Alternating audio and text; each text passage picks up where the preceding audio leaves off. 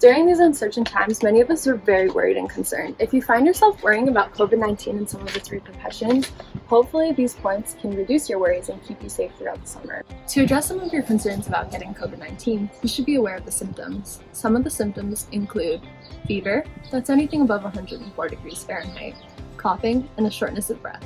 There's a more extensive list at the CDC website.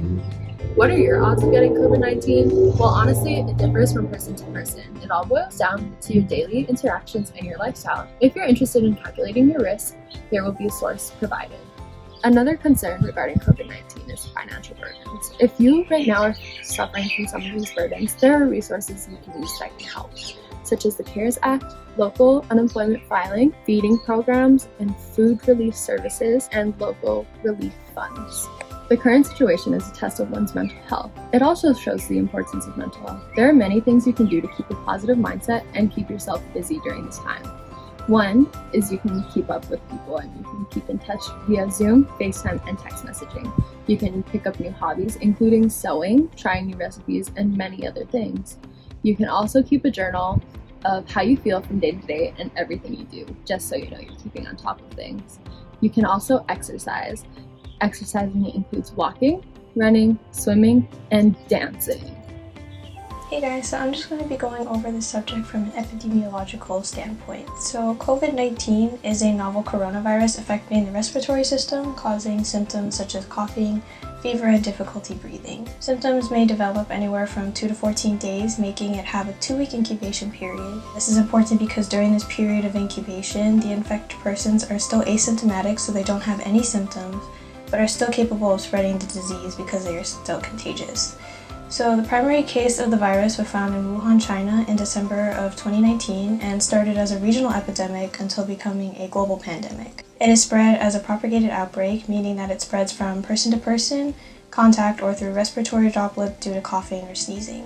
Propagated epidemic curves rise and fall slowly until there's an implementation of control measures or the number of susceptible people is diminished.